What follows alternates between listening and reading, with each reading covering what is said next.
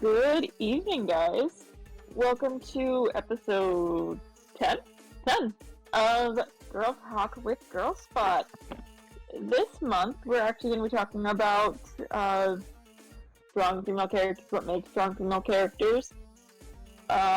We have a guest with us this evening. Do you want to introduce yourself? Sure. I'm Moody.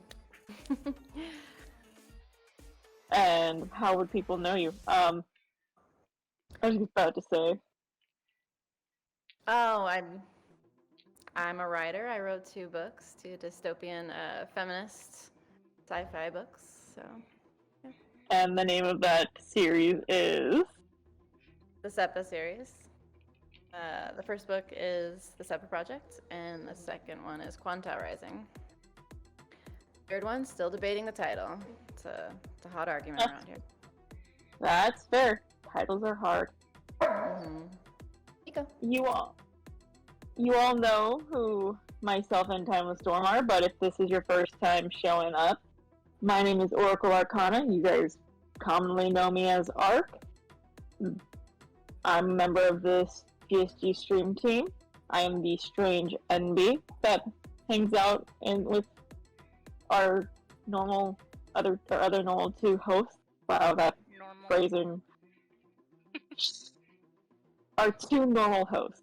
I use normal in the basest sense of the word.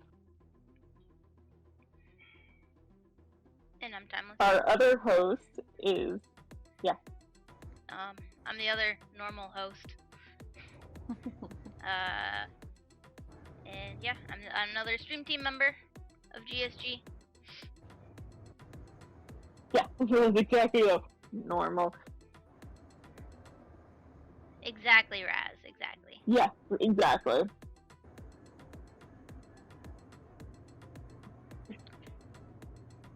So, this month, as I said, we're going to be talking about strong female characters, what really makes up a strong female character, strong female characters from books, movies, video games, mostly from books this month because, we kind of have a book author with us this evening.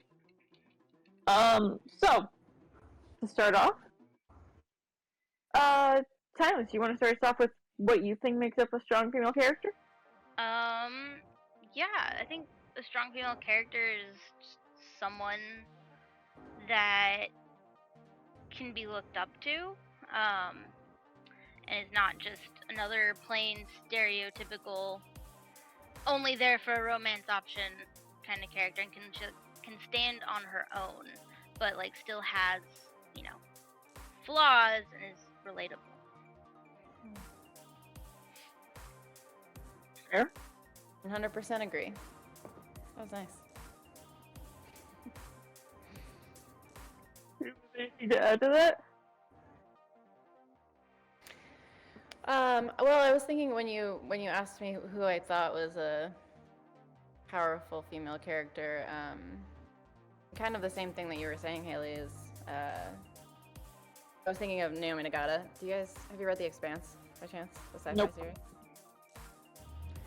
Well, anyway,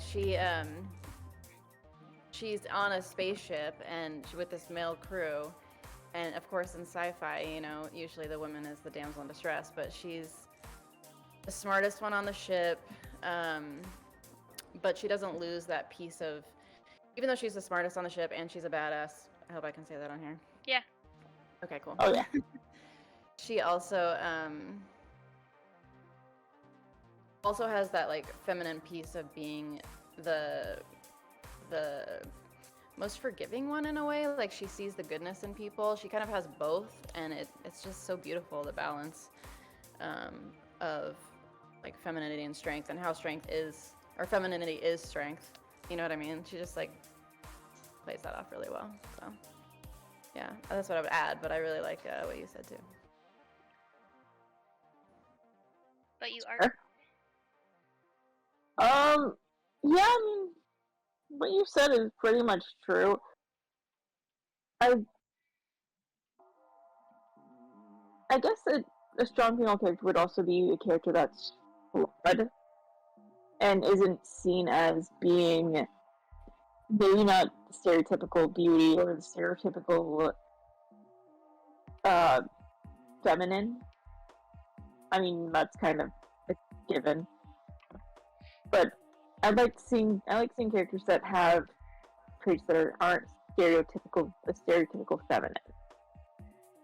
Like that doesn't necessarily make them less of a strong female character or more of a strong female character, but it their flaws are not just that they're unfeminine. If that makes any kind of sense. Totally. Yeah. I think of like Louisa from Encanto, just because that's a recent thing. Yeah, yeah, exactly. She's not an explicitly feminine character, but she's like the one I think a lot of girls relate to the most. Yeah, she's physically strong, but then she's also learning to be emotionally strong and not take on everyone's burdens. Exactly. Yeah. She's the one that all of the little girls are looking up to, that they want Louisa dolls. Mm-hmm. As a side note, I almost thought you were talking about one of the characters from Little Women. And apparently, well, there's a relation I read about recently about that the author of Little Women may have been trans. Oh. Yeah.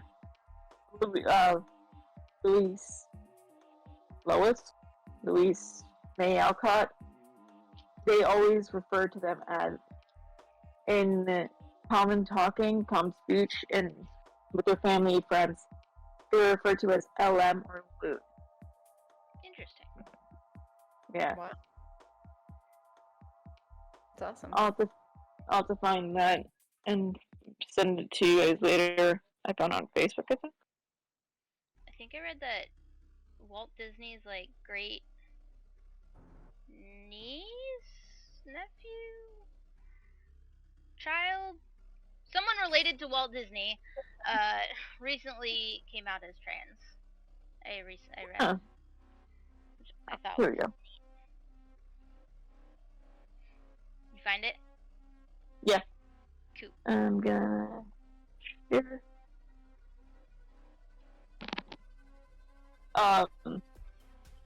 So those are, basic definitions of a strong female character.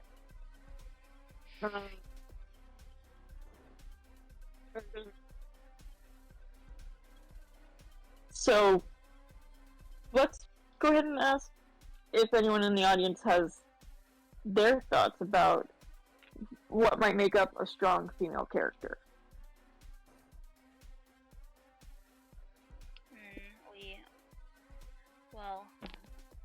We wait for responses. We can ask some questions about the SEPA project, the SEPA series.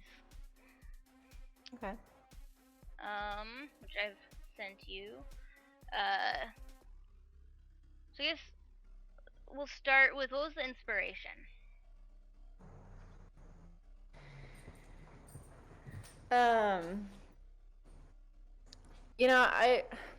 Nothing really, to be honest. The way that I write, I just start writing, and I kind of let the characters decide what they're gonna do. Actually, like, when I found out that Mira was a lesbian, like, the first time she mentioned her wife, I actually shouted to my partner, "Mira's gay!" Like, I had no idea until that moment. So nothing really inspired it to begin with, but when I looked back at it as I was writing, I noticed that a lot of things were coming up that I was dealing with, that I was afraid of, and it was coming up through the characters. Like, it was like when I first started writing it, it was the Build the Wall campaign, and there's this impenetrable barrier, you know. That makes a lot of sense. Yeah, like the alternative facts thing with Kellyanne Conway was happening, and like they're changing their memories around, things like that. I think I talked to you about how like the Proud Boys came into the second one. And yeah, there's that one line that I don't remember anymore. But I was like, oh, this is relevant. Yeah, so it's not super intentional, but it's definitely, I think, mostly inspired by things that I'm seeing and things that I'm scared of. Yeah. That makes a lot of sense. Occasionally, some of my characters will like pull off of someone I know, but it's pretty rare. Like Penna and my sister, you know. Yeah. Right. Brian says he likes a character that doesn't have to rely on others to be a badass or to get things done. Okay, yeah. I like that. Me too. I mean, that's a good idea for a strong character in general. But that is also very stereotypical. And I don't know, there's just a lot of stuff that I've read and it's like, yeah, this seems like a strong character, but are they really actually a strong character? Like, what actually makes them a strong character in that sense? If that makes any sense. I think I'll add to the reason why I love Naomi Nagata and the reason why I love Katniss Everdeen, I think are similar. One thing is that they both are coming from this place of trauma and they're both protecting themselves to begin with, and they only care about protecting themselves and like their clan kind of. And then as the story progresses, they learn to be more, I guess, brave and caring and expand that out and be more heroic to take care of everyone. And I think personal growth is a lot of their strength, especially when they come out with metaphorical guns blazing at the end, you know? I understand where you're coming from with that now. Yeah. Okay. Brian. I understand. Brian added on, like, Trinity from the Matrix seems like a strong character, but she's only there to help Neo. Zelda is nothing without Link. But characters like Aloy don't need anyone. Lara Croft doesn't need anyone. That's fair. They are the protagonist, but the difference is I see where you're coming from with that, and the difference is that Aloy and Lara Croft are the protagonists of their series. They are not meant to be sidelined by someone else. I mean, in looking at it from a video game perspective, since we're going down that route, Resident Evil 3, Jill Valentine. She's sidelined, but she is still one of the main protagonists, if not the main protagonist of that game. And she does do a lot of the stuff. You play as Carlos for maybe 30 minutes, and that's to establish some sense of, I don't know why they have you play as Carlos, but stuff like that. I haven't played that game. I haven't played it either. I've watched it played. Yay, playthroughs. Huh? So it's probably the one Maddie's been pushing for me to play. R3 is the last one that takes place in Raccoon City. That's the one. Raccoon City is the one where, or 3 is where Raccoon City explodes, and it's gone. The only one I've played all the way through is 8. I haven't finished 8 yet. I need to actually do that. But you get the idea. The main character of that game is Jill Valentine. Yeah, and think of side characters that are strong women, and it's like it's mostly the protagonists that came to my mind when I was thinking about it. Yeah, side characters. That's what Trinity and Zelda technically are. They are not meant to be the protagonist. Yes, the games are named. Yes, it's Legend of Zelda, but she has to act through an avatar in a sense. that avatar being Link.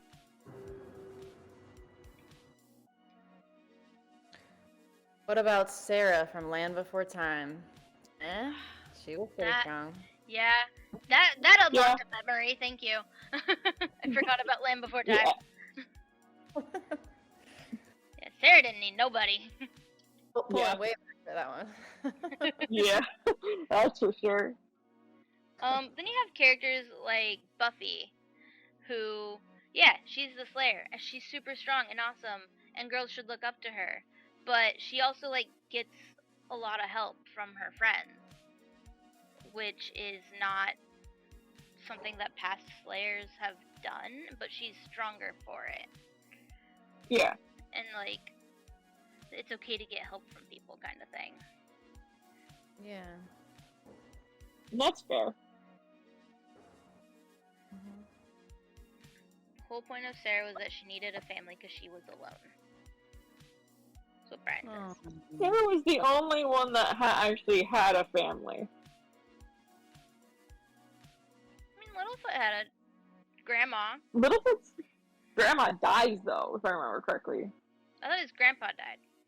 I thought his mom It died. might have been his Mother Somebody dies. died. Yeah. mother. Okay. It was horrible. Yeah. I cry thought every Sarah time. has her dad. Yeah, Sarah has her dad. Sarah was bossy, but she was in the same boat as the other little dinos. I did not read dinos at first. But regardless, yeah, you know, characters like that, those they are still considered strong characters. They're just not. So, or characters like Trinity and Zelda are strong characters. They're just not the main character.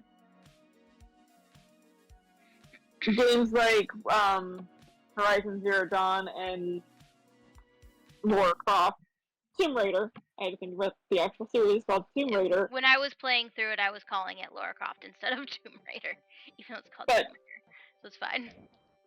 Those are main characters. It is their story. Yeah.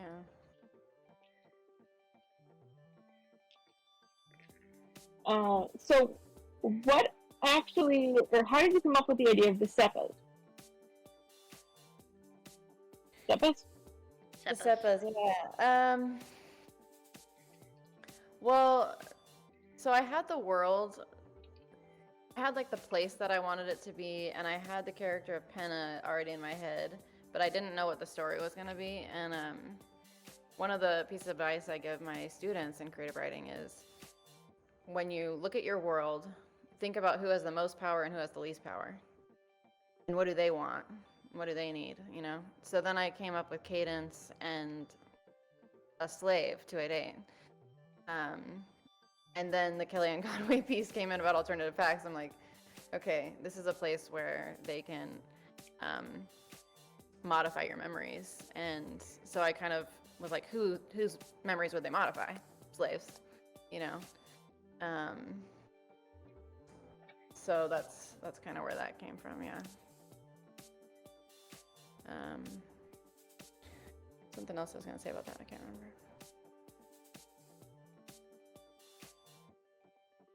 Yeah, I don't know. Okay. And Haley noticed that I was very inspired by, like, I love dystopian sci-fi, and so Do Androids Dream of Electric Sheep is one of my favorites.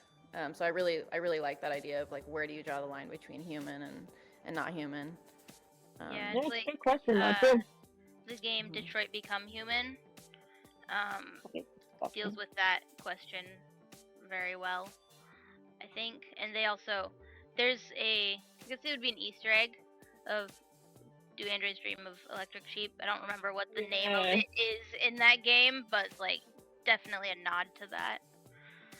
It's an enchantment, isn't it? Or not an enchantment, it's an achievement, isn't it? It might be. It probably I is. know. Let's see. That was a good game. That one had the main female antagonist was Kara, who was an android, but you know, she broke free, or one of the options is you can have her break free and be deviant. And I think she gets up pretty okay. well on her own. I think Kara? Kara. Yeah. She does very well on her own. I mean, she has, considering the fact, and I haven't finished Detroit Become Human, but I've seen enough. Really, I have it. My video game library is extensive, but I haven't played through half of them because I get easily distracted. You know this time. I do know that. But you were correct on, actually, it's not an achievement. It is the book titled Do Humans Dream of Mammalian Feet? Is the reference to Do Androids Dream of Electric Sheep? Nice. That's amazing. But Kara, I mean, considering the fact that her story is completely deviated from everyone else's, from Connor's and from, oh my god. Yeah. It's sad that I don't know his name because I love him. I do.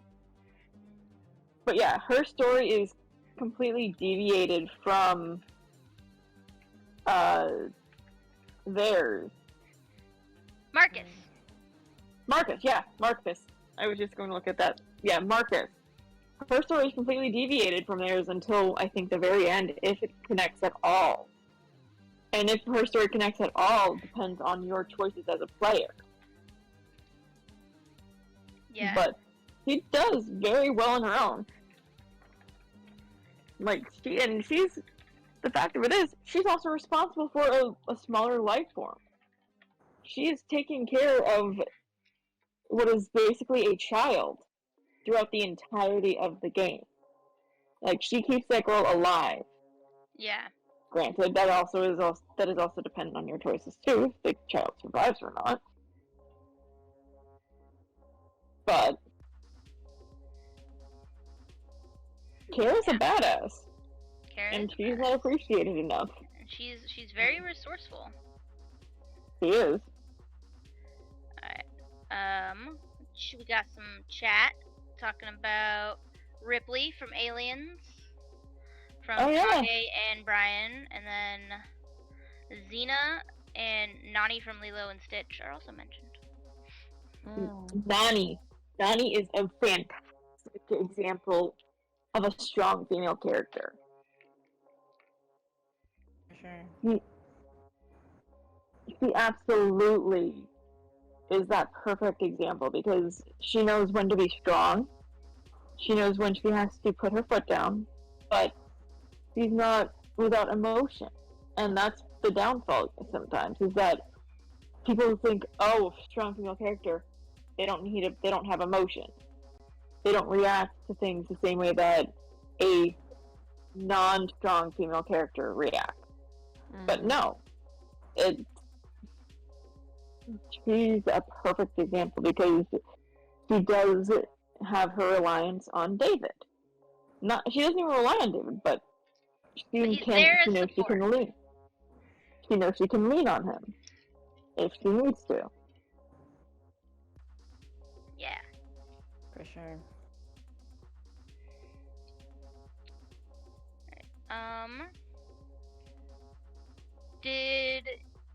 I know you said a lot of your characters just kind of come to you, is you right? But were any of them based off anybody that you know or know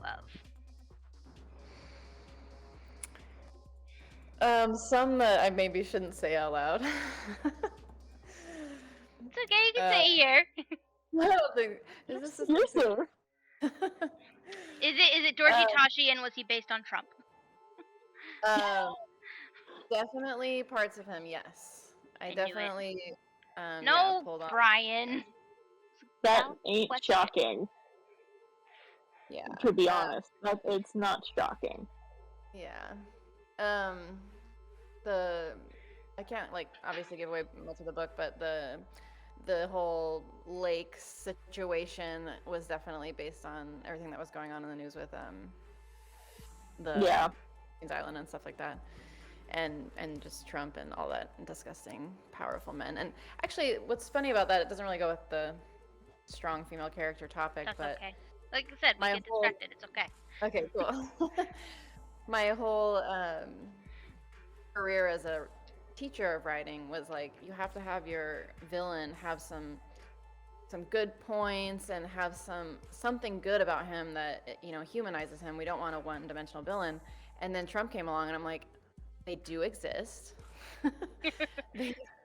Like I can't find anything about him to feel sorry for. Yeah. I mean, I'm trying. Like I have him being a little bit insecure, but he's so bad. He's just such a terrible piece of. Yeah, I don't like him. But anyway, back to your question. A little bit. Like Penna's losing Penna to Tashi's rhetoric and Tashi's mind stuff is really heavily based on my sister Jenny going to QAnon. No. Wait, I think I knew that. Oh. Yeah. Wow. Yeah. And which sucks because I don't like her, my sister, but I love Penna. She's my favorite character. But I think that's because Penna also is a lot of me, like the sexual trauma and all of those things and the wanting to be a teacher thing, like all of that is me. So I like relate to her, and I'm sad for her, Yeah. That's crazy. Did you read the book? I have read the first book. I haven't read Quantum Rising yet. Don't start, Haley. I know you're gonna say something. Do not start. Do not give me the look. Well, Okay. I have... Gumpy finished book 1 faster than you finished book 2. Just saying. I He haven't hasn't had it as started long. book 2. I haven't even started book 2. You said you were gonna start it. it's bigger. I said I'd try. I also have other books I still have to read. Sure, pressure. sure. That I've had this. That are we? It's gonna be back. I don't know what that is. Oh, is that the Critical Role I've one? had this book. Yes, I've had this book since December 3rd. Are they elves? Half elves. And this is how far I'm in that book, Haley. Wow. I've been slow in my reading lately. Okay? It's alright. I guess. You know, And- I still have this one sitting on my desk. I'm reading a animating. book about lesbian time travelers that are flappers. That there's- sounds... Interesting. And there's Yeah. witches. Flappers? You also have my attention with that. Yeah. But I mean- similarly, I feel like my bookmark is not far enough because I haven't had a lot of time to read lately. I Sake. started For a fuck's book sake. after I finished Quanto Rising, and I couldn't finish it because it was very. What is that? It was very These are 3 books. cringy. It These was are 3 like, books my sister-in-law, or future sister-in-law, got me for Christmas. They're cute. They're witch very books. thin. Nice. I don't remember what the book was called. It sounded interesting based on the description, but it was like something I probably may have enjoyed in high school, but as an adult, it was super cringy, and like the main character was just this depressed 19-year-old who couldn't get out of her own head and stop dealing with trauma, but like I don't need anyone, woe is me, I'll never be in love again. It's like, I'm over this. So I started a different book that's also a dystopian book. I don't remember what it was called, and then I stopped reading it because we went to Mexico. I brought it to Mexico, but I haven't touched it. It seems good. Yeah, I... Actually, to that point, Vex, there's quite a few, strong female characters in Critical Role, It's true. and they're not one-dimensional either. I mean, you have Vex, you have Keyleth, you have Pike from Campaign 1, and then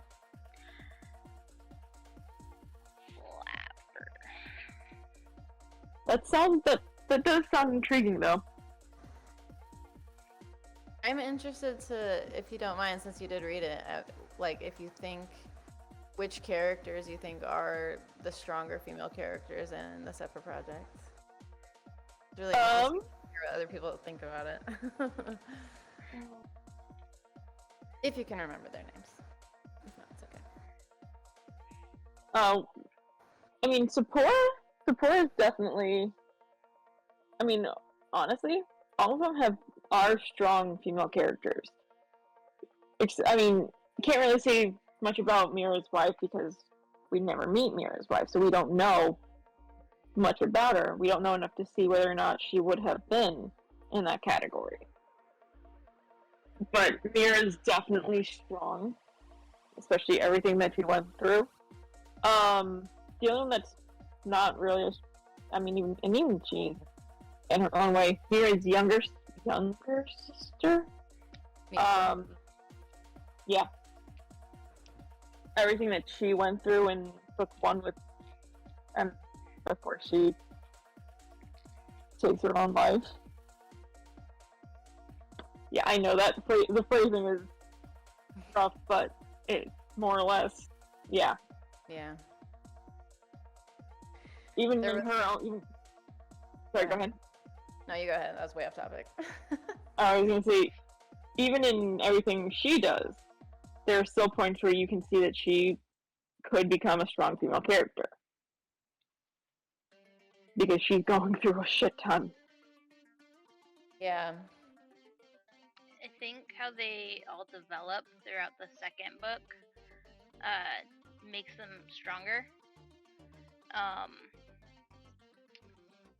Even Penna and the bullshit that she goes through, and she's able to, with the help of others, she's able to power through it and actually do what she needs to do without spoilers.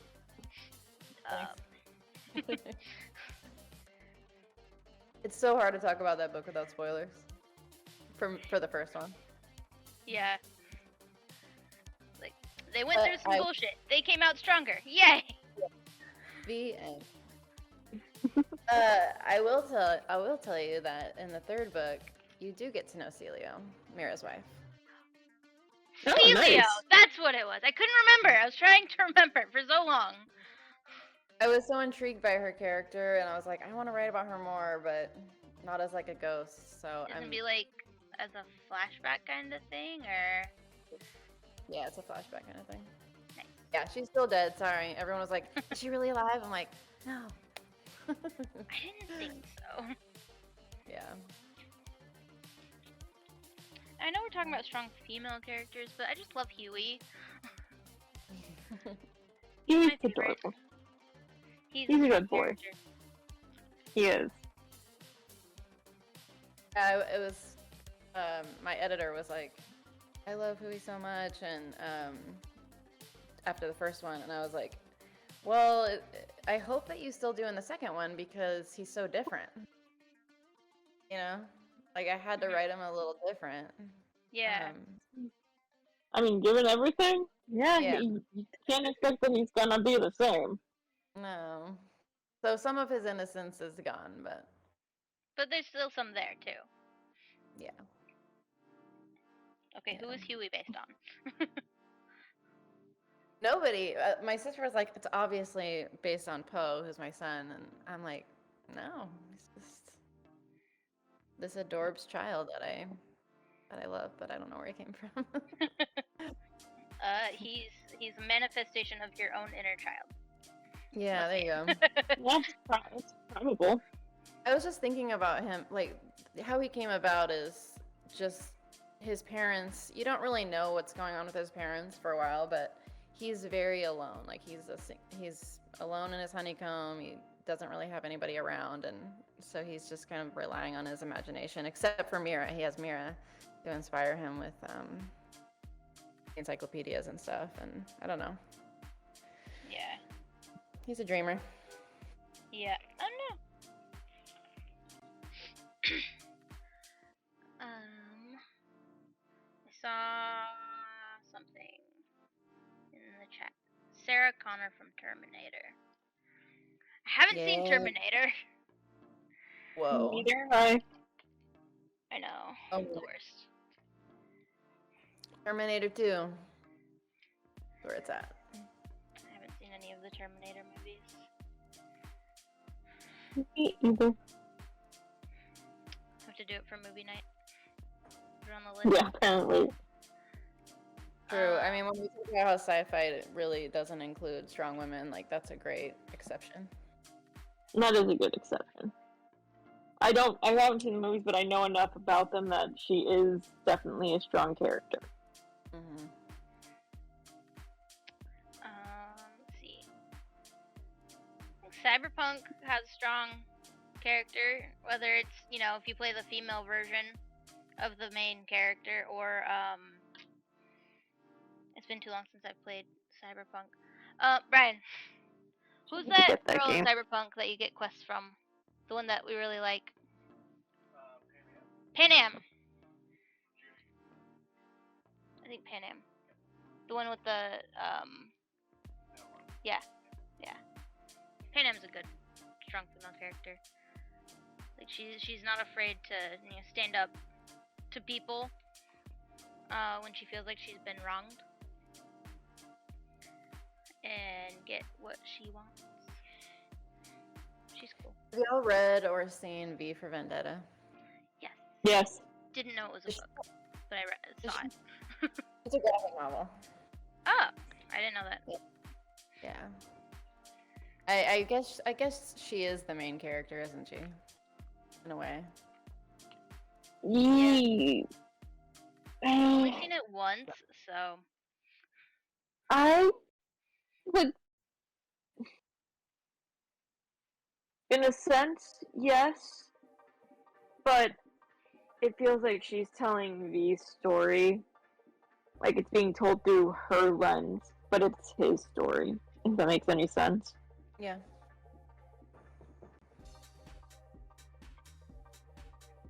But she has the character arc, whereas he's like on a trajectory that doesn't change. Yes, that is true. Grows. Yes, that is true. I will say that. I will agree with that. Love that movie so much. It's a love to see it. So, I know we all hate J.K. Rowling, but what about Hermione? Hermione? Hermione's fantastic. She's the one. I like Hermione, but she's a one-dimensional character. Okay. The reason I say it is that I'm trying to think of how to phrase it.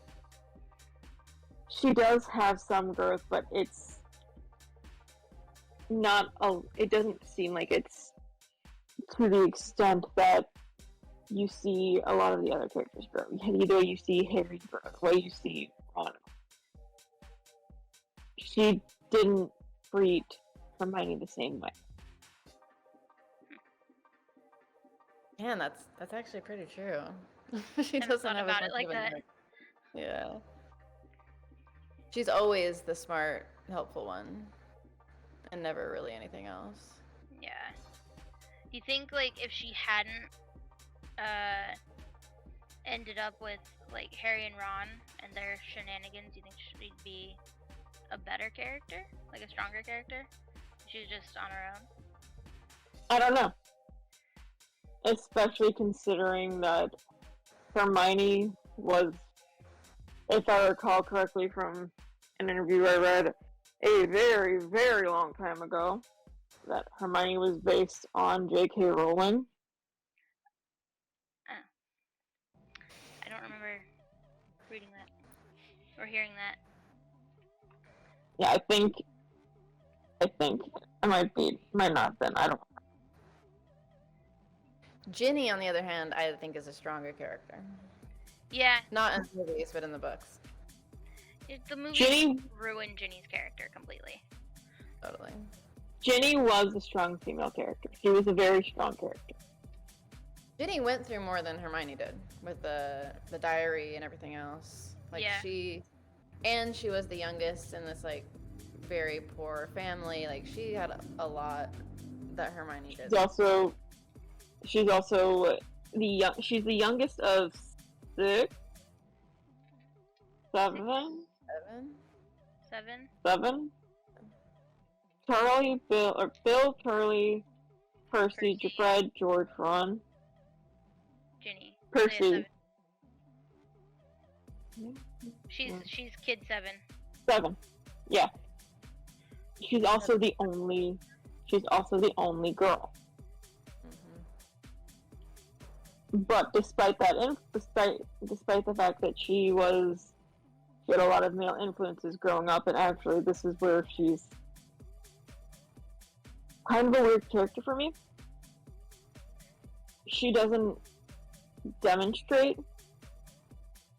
anything that you can I mean, she has some of the quote-unquote boyishness that you would see growing up with a lot of brothers, but not to the extent that you would normally see in real life.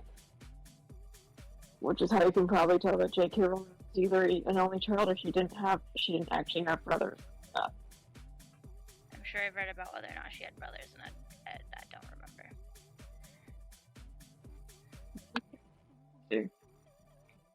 Like, sometimes I feel like I want to reread those books just to separate them from the movies, because I've seen the movies so much more. But at the same time, like, I don't want to read them. Because of or just because. Yeah, I fucking called that. I fucking called that. She has one sibling, a sister. Ah, there you go. Like I had a feeling with that. Like that, I fucking called that one. Because, yeah, speaking as the youngest of 3 siblings, and both of them are older brothers, you act a lot differently when you have older brothers than older sisters. I believe it. I only had younger sisters, so. Or brothers versus sisters in general. Not necessarily older or younger, but I'm sure there's probably a difference even between being the oldest versus the youngest, and then in, versus brother versus sister, not sibling relationships. I would, maybe I would add to the strength of female characters, and not necessarily always, but like that they don't, not only that they don't rely on the romantic aspect and need the man in the relationship or whatever, but also that they own their sexuality. Yes. And I think Ginny does that. She's like, hey, get your shit together, Harry. Well, and even as early as book 5, she's owning her sexuality. Because she starts dating one of Harry's friends. Yeah. She dated Dean Thomas. Yeah. But she's choosing to own her sexuality. She's seeing what she likes and she's going for it. She stopped pining after Harry. Yep. Which is also really just like, was Rowling really trying to make her a strong character, or was she just, like, because she was seeing that everyone's like, okay, we're sick and tired of seeing Ginny pine for Harry. Who knows? Or maybe she was trying to raise her value in Harry's eyes by being wanted by males in the story. Yeah. Unfortunate, but still. Yeah. Yeah. Katniss, on the other hand, was a strong character in general. Yeah. Annabeth from the Percy Jackson series. Another strong character. And Prim. And Prim, yeah. Prim comes in as Actually, stronger than Katniss. Like when Katniss is at her lowest, in book 3. Actually, a lot of the characters in a lot of the female characters in the Hunger Games series are strong characters. Joanna Mason. Joanna, Rue,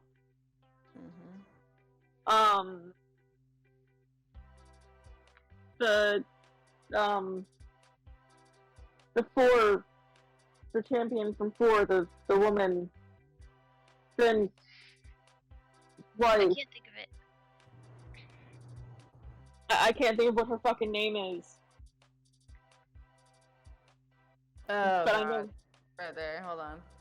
You know who I'm talking about, though. The one We that don't they... see. Yeah, the one that they rescue from the Capitol in book 3. I mean, I don't remember her name is, but and the old woman too. It's been so long since I've read Hunger Games. Mags. Mags is the woman. Mags, yeah. Mags is a good one. I was just gonna say, on the topic of strong characters, though, Finn himself. Finn's a real fucking strong character, too. Yeah. And, like, recovering from sexual trauma. Yeah, that's what I mean. Yeah. He's a strong fucking character.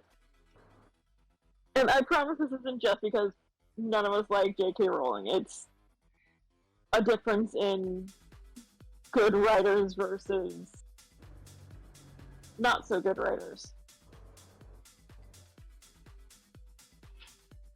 Yeah, my parents have a little bookshelf. They live on the beach, and whenever I go stay there, like literally every time I stay there, I just pick up the Hunger Games off there and just open it up to a part and read a little bit. I just love that series so much. Have you read Divergent, the Divergent series? I read a few chapters and wasn't really into the writing style. Oh, I have not. It's pretty good. I read it I a have few years not. ago. I think I read it when I was still at PSU. The main character is Triss, and she basically when they take this test to determine where they're gonna go for the rest of their lives, and her test comes back with her being divergent, which means she's different. She doesn't fit in, so she just has to like pick a place and fit in and try to fit in. And she ends up in the, I don't remember, it's been so long, with all the people that are like super strong, Rebellion, athletic, and some of them do end up rebelling. I enjoyed it. The movie messed it up. Yeah.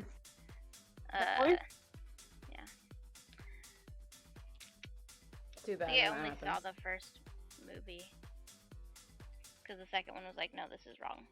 I'm not gonna watch it.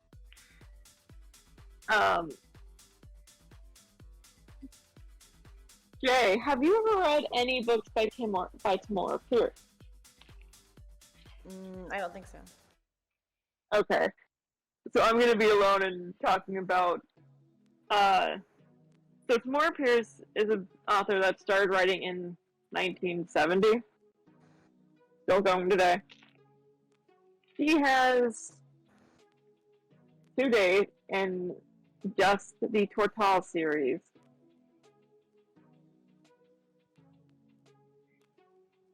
I have to actually count them out.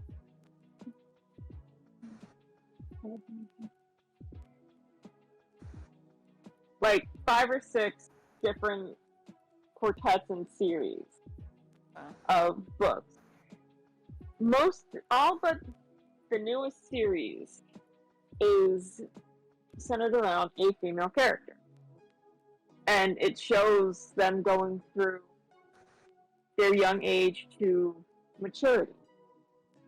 But you can see you can definitely tell that Tamora Pierce is an author that focuses a lot on their character development. The biggest one that comes to mind for me, and the one that I actually read to start is the Lioness Rampant. The Lioness, I'm sorry, not the Lioness Rampant, the Lioness Quartet. It starts, the main character's name is Alana of Trebon. She is twins to Alan. Or no, I'm sorry, Tom. Her twin is Tom. She's supposed to go to a convent, he's supposed to go to the city to become a knight. She's completely unladylike. So, they trade places.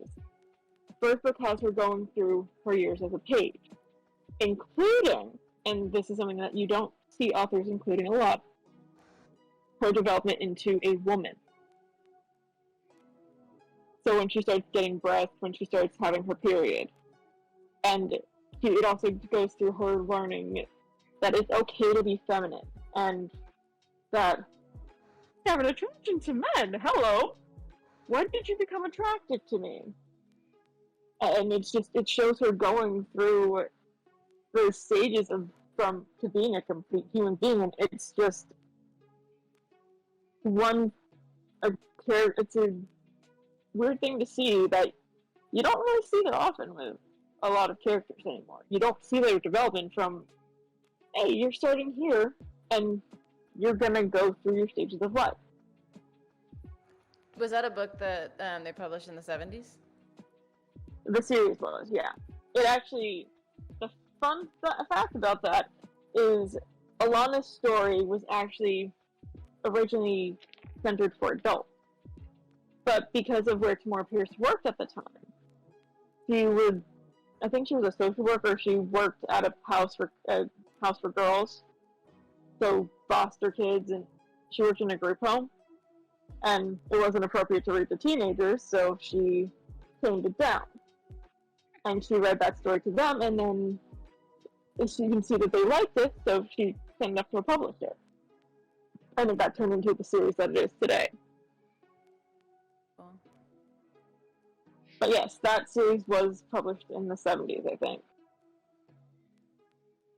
And My favorite book, I think, of all time is called Woman on the Edge of Time by Marge Piercy.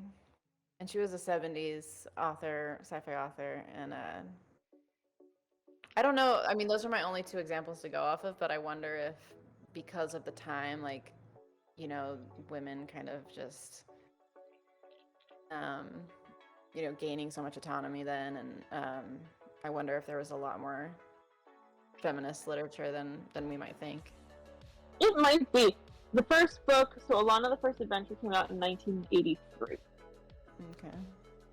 So, early 80s. So, I mean, it's that is actually still in the first wave of feminism, so it does kind of show the difference between first wave and, I know we're past third wave at this point. I don't even know what fucking wave we're in now. I mean, technically we're probably still in third wave, but yeah.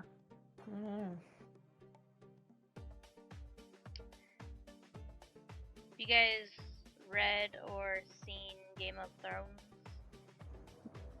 I've seen very little of Game of Thrones. I haven't read any of the books. I haven't read any of them, but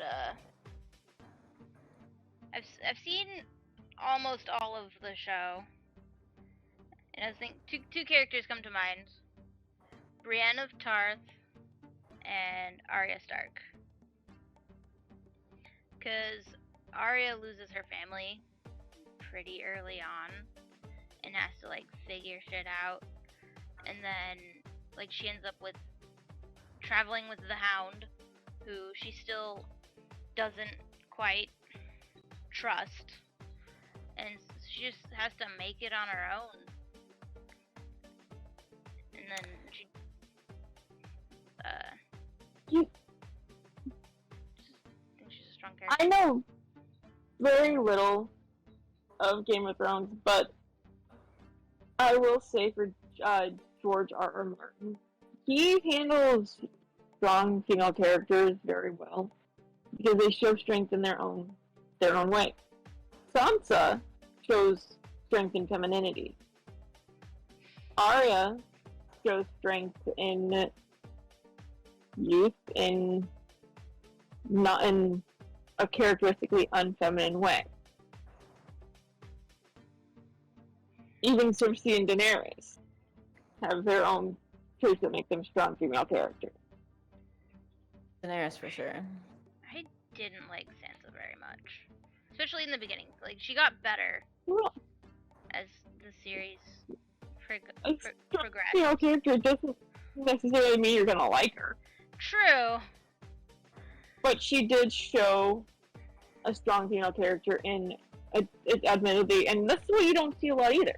You don't see the strong female character in a traditional feminine sense.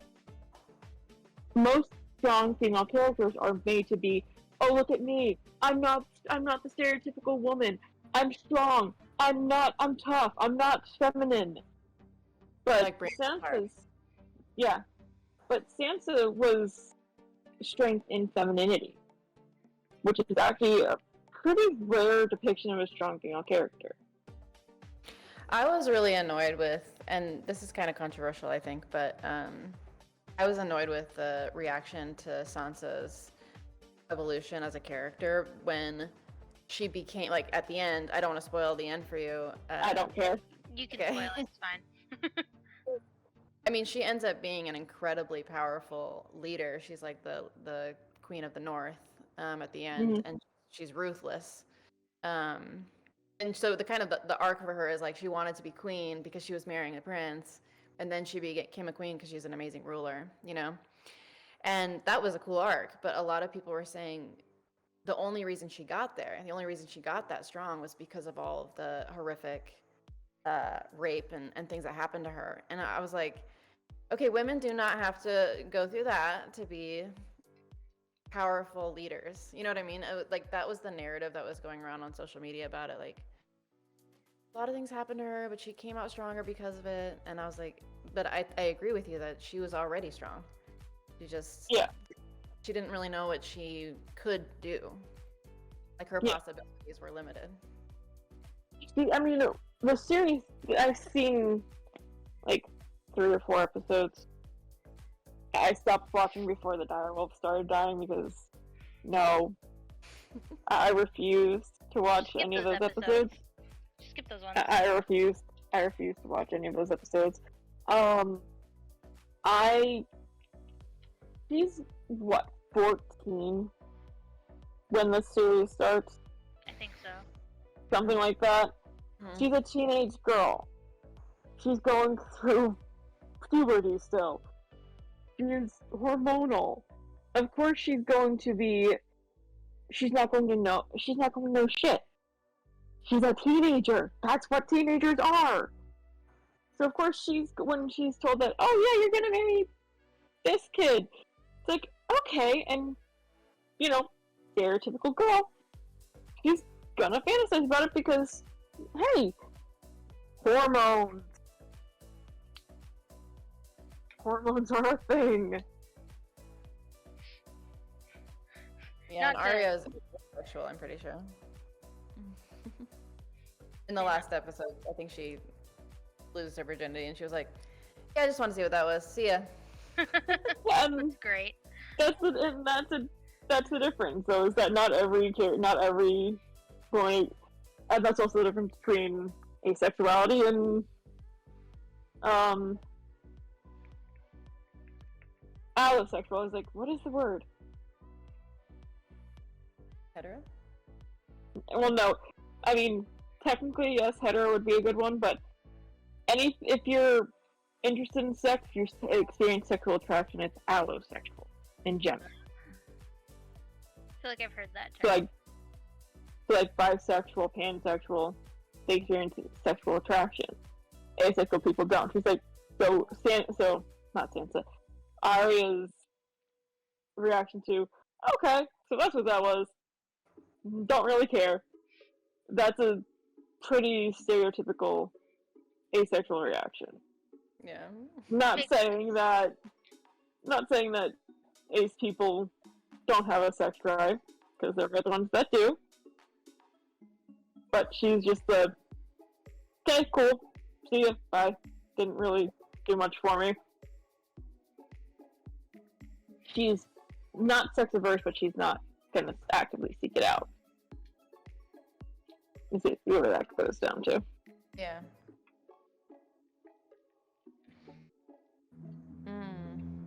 Yeah, it's hard for me to say if I feel like Game of Thrones would count, just like for me as an example of strong female characters, just because there are many of them, but he also just very, very, like, a lot glorifies violence against women. It's like, yeah, too much, and admittedly not as much in the books as in the show. But I think the show was just for reactions. Yeah, it is. Usually, that's exactly what it is. Like, as far as I know from the Bridgerton book series, there's not near as much gratuitous rape as there is in the Netflix series. Which I don't have Netflix, and I'd actually kind of want to see it because I like period pieces. They're kind of interesting. Just let me Bridgerton? know. I can't give you a password, Bridgerton, but like, we can hop in a call and watch Netflix. Yeah, at some point. I would like to at least experience an episode of it just to see if it's my cup of tea or not, because period pieces are fascinating. Especially if they're done well. Which, from everything I've heard, Bridgerton is. The second season was really good. I've heard a lot of good things about it. I just like that it imagines that time if racism didn't exist. That's a really nice shift. Yeah. And now, here's a big problem. Hello, yes. Why am I being pinged? Why are you being pinged? Oh, it's the same thing for you. You got pinged in it too. Oh yeah, that. I'll look at it later. It's the thing about medieval culture, events like royal christenings. Okay, I can read. I just need to actually get it zoomed in bigger.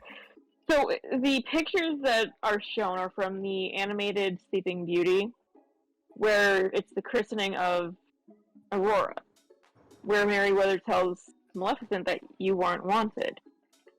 And, Maleficent experiences shock. Not wanted. Oh dear, what an awkward situation. In medieval culture, an event like a royal christening is not a private party. It's the public social event of the year. To not invite any person of rank to such an event is a deadly insult. Maleficent is certainly someone you wouldn't want at a party, but she's also someone powerful enough that only a fool would ever dare treat her with such blatant disrespect. The only way the king and queen could possibly have gotten away with not inviting Maleficent was to not invite any of the fairies at all. Inviting the other fairies and excluding her is explicitly taking sides in the conflict between the fairy factions. Which means they made themselves her sworn enemies, and she responded by treating them as such from then on. If you actually get into analyzing the social dynamics of the scene, it's very clear that Maleficent was willing to show mercy at first by giving the king and queen a chance to apologize for their disrespect to her. She doesn't curse Aurora until after she's given them that chance, and they throw it back in her face with further disrespect. And yeah, if the king and queen had done the properly respectful thing and invited her, Maleficent would have given Aurora a scary, awesome present. Moreover, so would the other fairies, because at that point, both sides would be using it as an opportunity to show off and one-up each other. What they gave her before Maleficent showed up was basically trivial party favors by fairy standards. Which is very true. So, and that's actually a good point. Maleficent, as a character, she's a villain. Unless you can count the live-action versions, but I haven't seen the second Maleficent movie, I really want to. She's fairly strong. She's not really one-dimensional either, by any standard. How would you consider her? Especially considering that interaction. It's been so long. I have always felt bad for Maleficent because of the not inviting her is an insult to fairies in general. I've read something about that. It wouldn't be. Her. Well, yeah, that's the thing I was just reading actually, is that they're picking sides in an ongoing conflict between factions. I still don't think it justifies her decades Wrath. It's not really curse the king. Why does it have to be the little baby girl? Yeah. Punish the one who did the thing wrong, not the innocent child. Yeah, especially the guy. Come on. He's the one in charge. Yeah. It depends on which standard you're going by. If you're going by the movie standard, the live action movie, it's a little trickier. But in this case, in just the animated movies case, it is just a blatant. You decide to make yourself my enemy by this blatant disrespect because you're choosing sides. And like they said, the smart thing to do would have been to either not invite everyone at all, any of the fairies at all, or to invite all of them and watch them scour with these ridiculous gifts. Because Beauty, singing, and Grace, I don't remember what the actual gifts were. Those are child's play to fairies. Like, what was it? It was singing, Beauty. It was the red lips of a rose, or the red lips of a rose, or some shit like. Oh no, actually, they never got to do the other. They never got to do the other one because Meriwether had to use hers to only put her into a suit instead of killing her. Right. But it's lips as red as a rose and all that beauty shit, and I think it was Grace or Singing or Musical Town or some shit. But anyway, I can see what Maleficent was doing because she's acting as you would in a war. Admittedly, it's a very brutal tactic, but it's not unheard of in a war to go after your enemy's family, regardless of whether they're innocent or not. It's an unfortunate tactic, but it's still a viable tactic.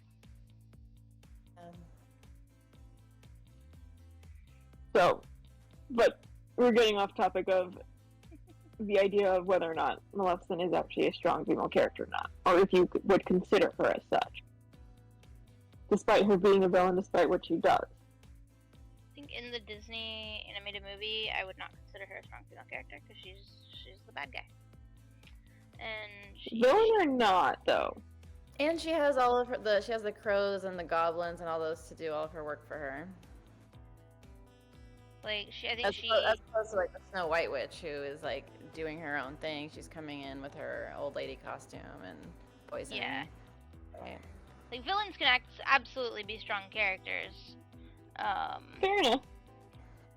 But I think in the context of just the animated Disney movie, Maleficent is not. I think that can be argued in the movie Maleficent. But I've only seen it once and don't really remember any of it. So. She has a little bit more development in the live action version.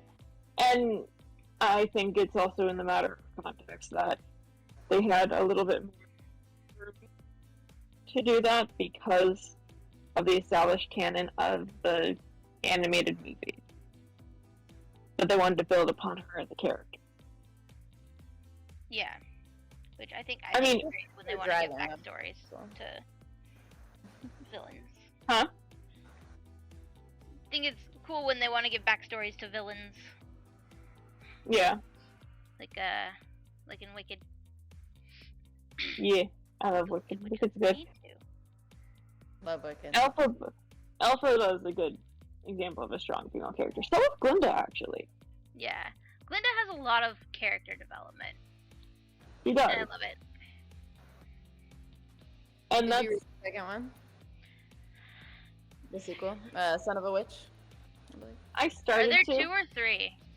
There's There's 3. 3. Okay, I read the second one. I started the third one, and then I lost the book. I think I started to read the second one. I just never finished it. I read I the think I first also one. lost the second one. I really liked the second one, but the third one I don't think I've tried. Much to I my know brother's I think I lent the books to somebody. I don't know where they are. Oh my gosh. Sorry. Yeah. Contagious It- all across there. It's 10:15 for me, so Yay, East Coast. yay, East Coast. Come to Oregon. No. Well, it's more fun to sub here. Maybe. I'm trying to get out of the education profession.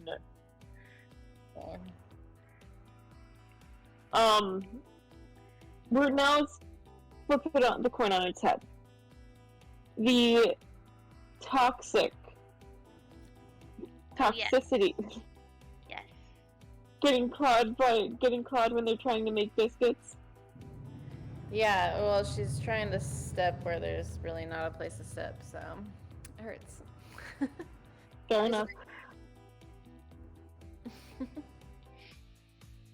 The toxic side of strong female characters that were their only trait, and what it entitles them to get away with, versus if they were a male character.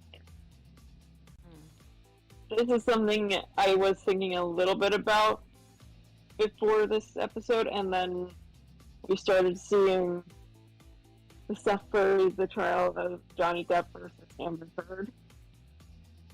That's fucking media circus in itself. Yeah.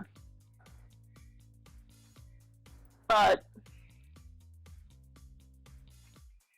like, female characters do tend to get away with a lot more than male characters for doing the same shit that male characters do. Do I have an example that comes to mind? Not off the top of my head. No. But it is a thing. Yeah, and that applies to real life too, as we are seeing. Mm-hmm. Is women can get away with a lot more. Case in point, the fact that Amber Heard still has so many jobs. And Johnny Depp lost his role. Lost everything. Well, I don't know if I agree with you about women getting away with more. I mean, it depends on what you're talking about, because in a lot of situations, context is everything. Context is everything. Yeah. Bad behavior. Okay, bad behaviors that female characters do. If it was a male character, the character would be crucified for it. I'm trying to think if there's a good example that comes to mind. Adventures in Babysitting, when she kidnaps the children and takes them to the city. She's just a babysitter. You probably don't know what I'm talking about. It's an 80s movie. Oh yeah, that was before my time. Definitely should check it out, though.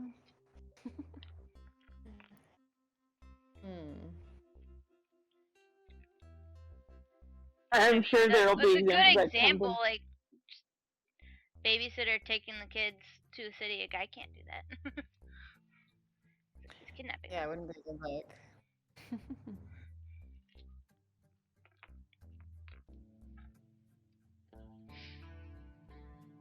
I can't think of any examples. I know there are examples. I I can think of My- toxic I- female characters, but I don't know that I'd call them strong. Like Umbridge from Harry Potter. Yeah.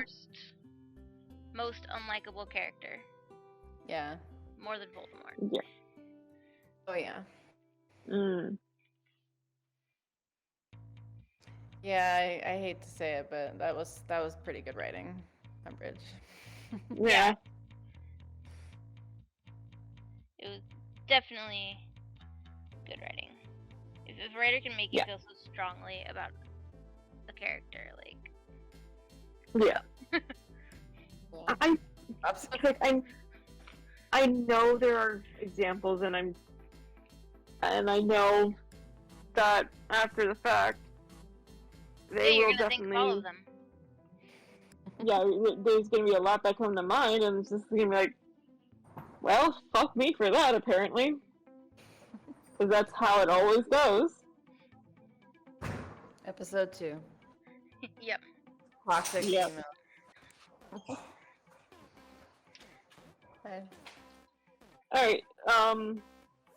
Do any of our viewers have any know what we're talking about with a character that gets away with something that a female character, A woman fictional female in a character. game, a fictional female character in video games, in books, in movies, that gets away with something that if it was a male character, that they would be crucified for.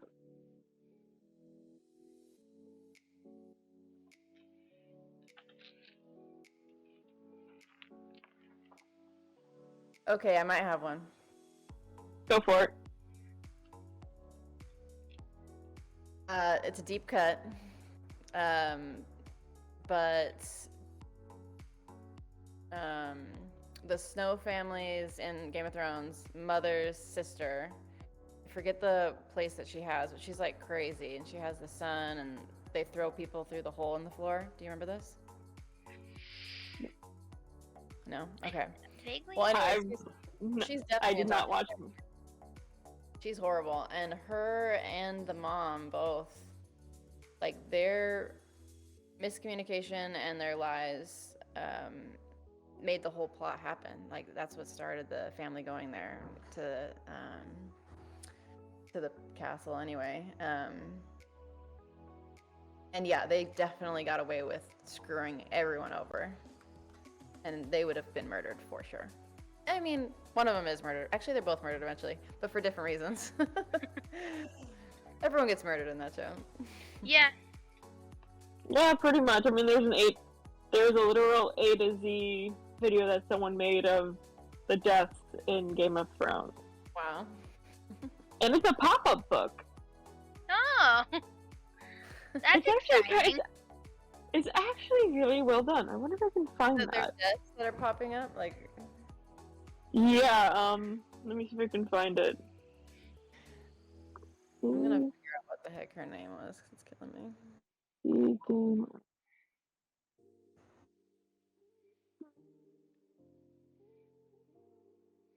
I think my character from my Monday D&D game, who I have since retired, was a strong female character.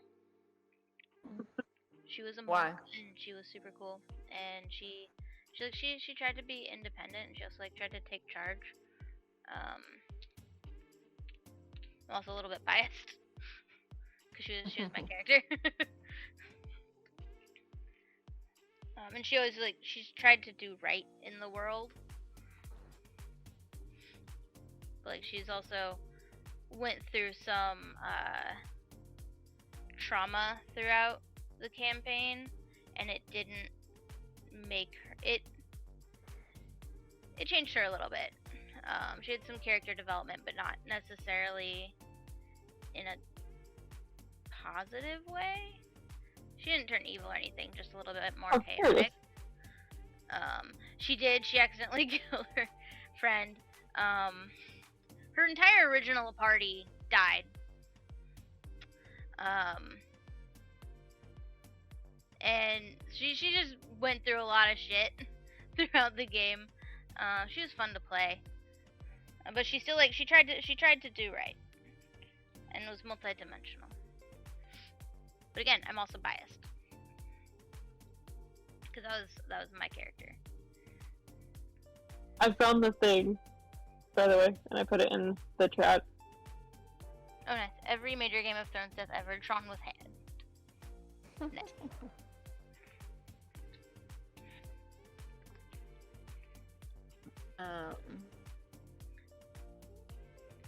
Yeah, my character, Mira, I wanted her to be wanted to be a flawed character where she has like intense internalized racism and doesn't know it, and she thinks that she's being a good person, and she's like does not see at all what she's doing, you know? And so her arc is like recognizing it, learning it, and paying for it. Even though like people like her a lot, like she means well, but yeah, she's not great. She's trying. She is. Same with Cadence, but yeah, I like Cadence. I like most of your characters. I hate Dorjitachi. Well. But I feel like I'm supposed to hate him. Martha from Doctor. Writing Cadence. What? I have a hard time writing Cadence because Really? I'm just like more interested in female characters, and so to have like this, like most of my characters are queer, but Cadence and 288 obviously aren't, and like trying to write straight romance is really tricky for me. Like, this seems right, I hope. I think that's right. Oh, Brian has a question for you. Who's your favorite character? Mine? Yeah. Ooh, that's tough. Probably Penna. Penna. Although right now writing the third one, I like Story a lot. Who's the funnest to write, also?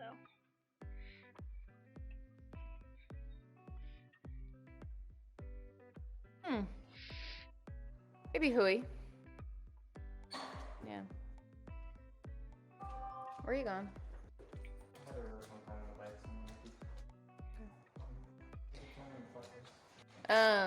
Yeah, maybe Hui. I don't know. It was really hard in the second one because so many of them have multiple people in their brain. Yeah. So Zisha was fun to write in the second one because she was just like baby character. A whole new character.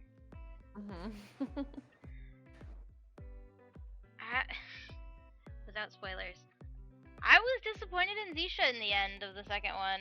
That's all I'm gonna say. Yeah.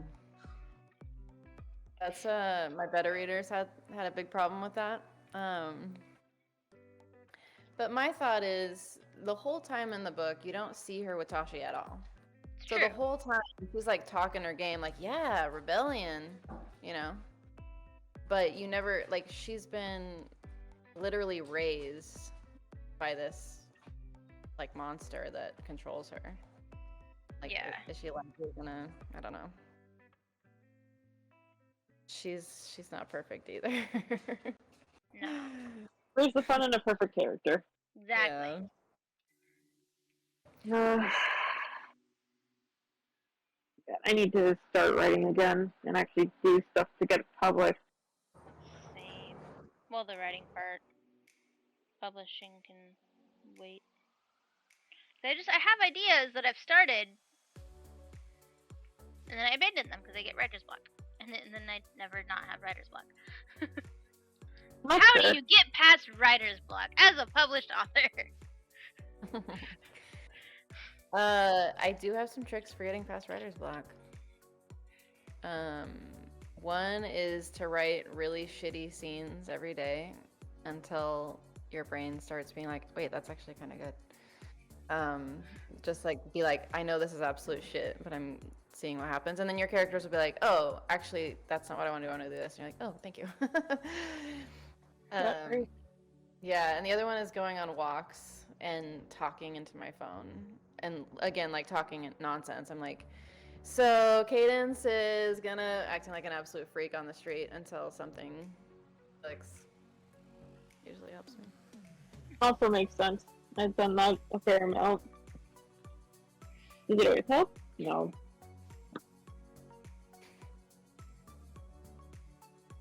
Another really good way to finish a project is to have someone that is obsessed with your writing, being like, if you give them a chapter each time, and then they're like, knock knock, is it ready? That's so helpful for me. It's like, oh, okay, yeah, I gotta do that. That would be my mother. If you're here, mother.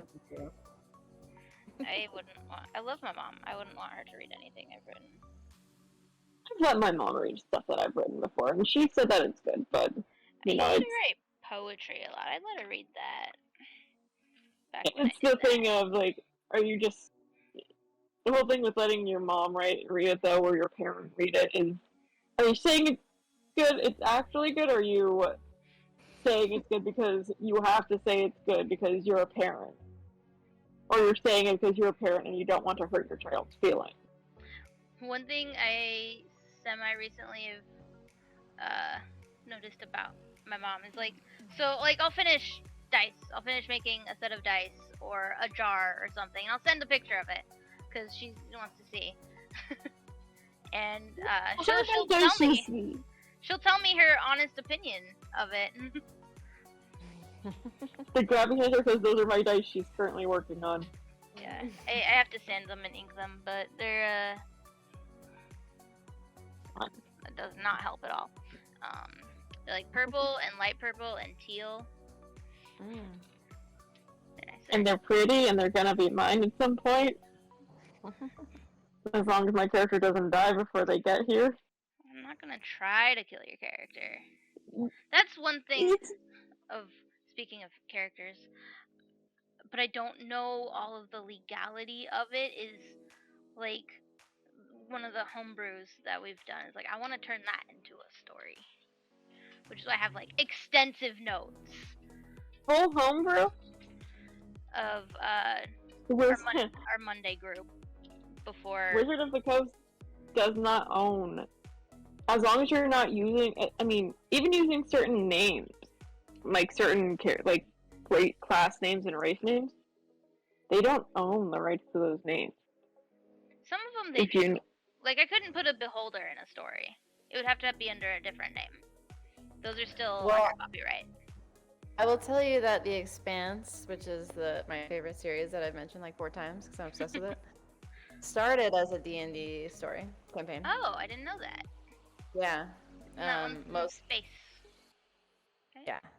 So good. I think I remember actually Brian's parents were watching The Expanse for a while. I say that because, like, drow are... I've seen a lot of stories with drow. There's that one story. I don't remember what it's called, but the main character, Drizzt, is a drow. Drizzt is Drizzt. a D&D character, though. Yeah. But these are drow. These are not people that are associated with Wizards of the Coast that have written this story. Yeah, I didn't think the people who wrote those stories were associated. Drizzt is. I thought Drizzt became a D&D character after the story. He's Baldur's Gate. Oh. I haven't read it. He's part of Baldur's Gate lore, if I remember correctly. I could be wrong, but like there's a book on Amazon that I found that has drow characters. I think its main character is a drow. Okay. So, and they actually called him a drow. So I mean, and I was looking it up too, because I'm like, how are you supposed to write these characters? Because like I was gonna try and write our Thursday group, their story. Okay, you write our Thursday group. I'll write the Monday group. Yours will be the prequel. Yeah, I mean, not the Strahd Monday group. The other Monday group. Wednesday group Yeah, now, technically. I know. You're keeping track of 2 different campaigns at the same time. 3? Yeah. Wow. So I'm Wild. in 4 at the moment. I DM 2 of them, but originally, Brian was DMing Mondays and Thursdays, but now it's Wednesdays and Thursdays. And then we got some bad news about his dad, so he's like, I don't have the creative juices to DM, so I need someone else to take over. So then Ark took over on Thursdays for a short while, and then I took over for Wednesdays. And so I'm running a pre-written campaign, so I wouldn't be able to turn that into anything, because that already exists, sort of. But then we went back to Brian running the group on Thursdays, and it's a homebrew game. And the game that we were running before we started a Thursday group was his homebrew, and then we started the Thursday group, and it actually takes place in the past and in the same universe as the Monday group, Cool. which is really clever of him. It is. Does home The only problem. make it yourself? Yeah. Yes. Okay. The only thing with writing the Thursday group one is we have a slight issue with that. What? Because I Spire Peak. We'd skip Ice Spire Peak. That's what I'm kind of figuring out how to do, because there's that point where Damien and Ilari have gone their separate ways as they're maturing into what we see today. Yeah. Ilari's with that group during Ice Spire Peak, and he comes into that point. Completely change. Which I probably Yeah, will. you can completely change it, When make it your own. Which I probably will when it comes to actually writing that. When I eventually write that. Yeah. Had something else. Oh yeah, I want to run a game that takes place. You know Candyland, the board game. I want to run a game that takes place there because I think it'd be hilarious and fun. And so I'm thinking of springing that on my Tuesday group just to test drive it. It'll be a while before I run it for anybody else, because I can't do Strahd and another fleshed out game.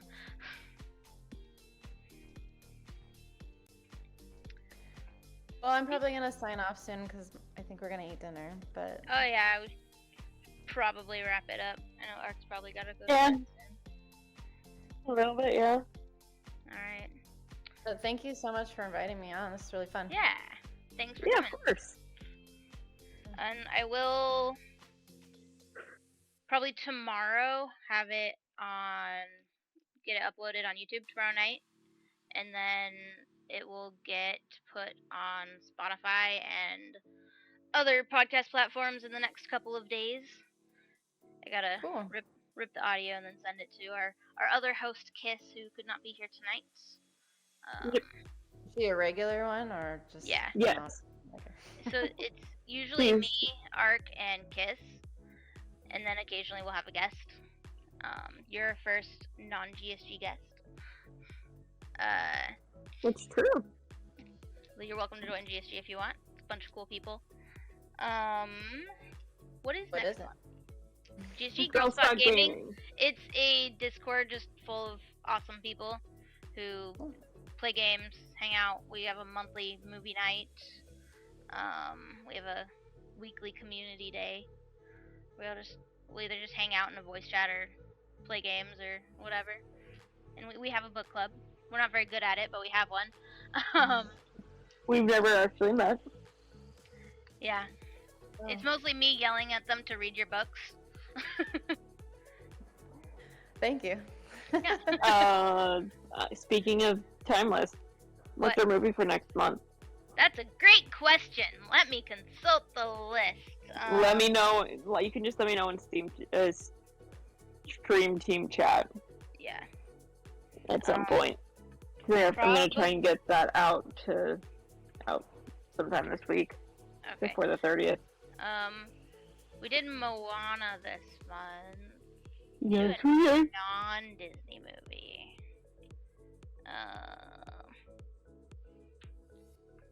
I don't know. I'll figure it out. Alright, you just have to let me know. Yeah, that'll be on May 1st, maybe? Are we doing it that early this year? Or this month? Yeah, I want to do it on like the 1st of the month. 'Cause that's what I was trying to do, and then things happened. Also, holy crap, I almost have a year worth of calendars. Nice. Congratulations. So that means I'll be able to move the days over one soon. What's our topic, our podcast topic next month? We did that we're FNAF. FNAF or health? Women's bullshit. FNAF, I think. I believe it was FNAF next month, so May, and then I think women's health was June. Okay. So in June we're gonna talk about how women are often The treated medical horror stories that women usually have to go through. Yeah. And we can probably find a lot of Reddit stories about that too. Oh, I'm sure. So yeah, Five Nights at Freddy's and then women's health. I believe it's Five Nights at Freddy's. Either that or we women's health really is need to next, start. and then Five Nights at Freddy's. That's so bad. Really? I was like, what is that? FNAF? Five Nights at Freddy's. We're gonna just like talk about the lore of it, I think. So much lore. Mm-hmm. And we don't have a date for that one yet. But My son was telling me all about the lore in Overwatch, which nice. I was pretty impressed by that backstory. It's good. Overwatch is so fun. much. I haven't played it in so long. Overwatch. Yeah, June. So medical is June. Okay. Because that also talks about the. Because I need to actually pin this down. Can I pin that? Yes, I can. Because there's one that has talking about negative effect on people. I was told by a psychiatrist. Yeah.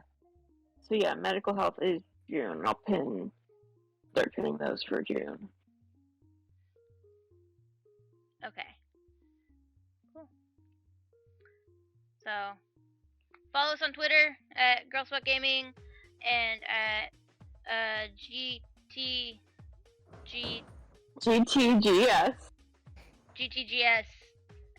1, I think, at Twitter. Yes. We're also on TikTok. I'm terrible at uploading to TikTok, but GSG does have TikTok. And if you want to join our Discord, it's in the chat. Yep.